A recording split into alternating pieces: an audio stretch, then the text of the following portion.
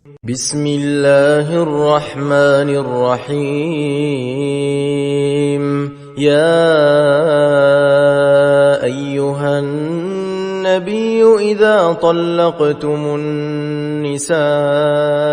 فطلقوهن لعدتهن وأحصوا العدة واتقوا الله ربكم لا تخرجوهن من بيوتهن ولا يخرجن إلا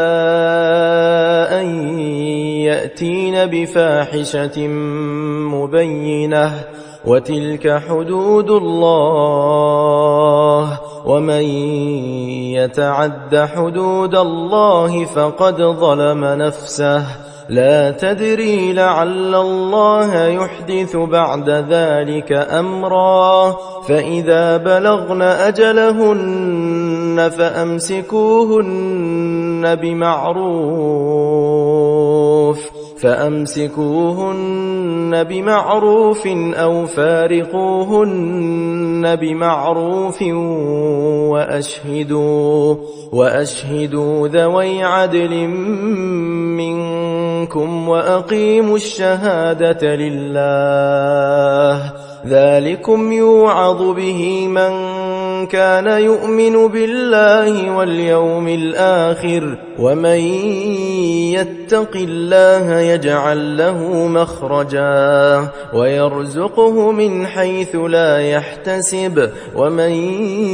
يتوكل على الله فهو حسبه إن الله بالغ أمره قد جعل الله لكل شيء قدرا واللائي يئسن من المحيض من نسائكم إن ارتبتم فعدتهن 3 أشهر واللائي لم يحضن وأولات الأحمال أجلهن أن يضعن حملهن ومن يتق الله يجعل له من أمره يسرا ذلك أمر الله أنزله إليكم ومن يتق الله يكفر عنه سيئاته ويعظم له أجرا أسكنوهن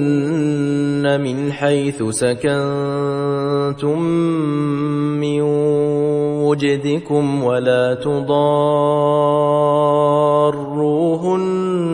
لتضيقوا عليهن وإن كن أولات حمل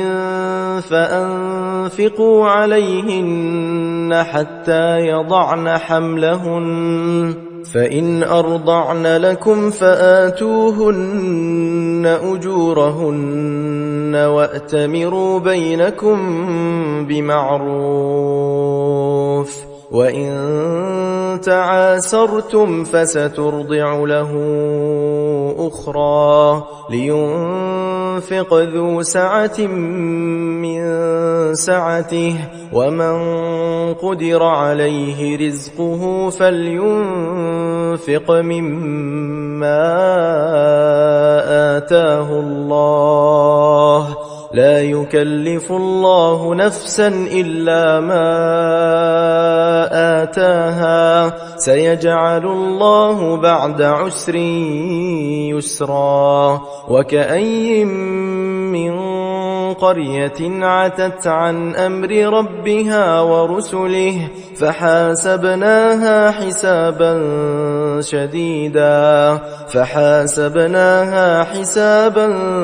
شديدا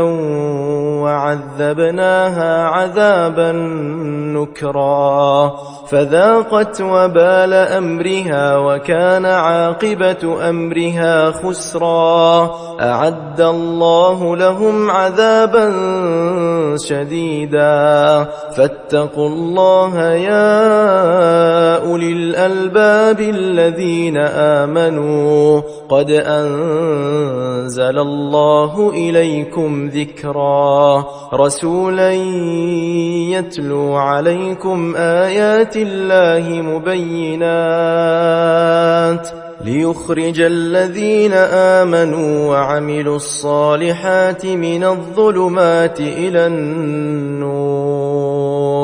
ومن يؤمن بالله ويعمل صالحا يدخله جنات تجري من تحتها الأنهار خالدين فيها أبدا قد أحسن الله له رزقا الله الذي خلق 7 سماوات ومن الأرض مثلهن يتنزل الأمر بينهن لتعلموا أن الله على كل شيء قدير وأن الله قد أحاط بكل شيء علما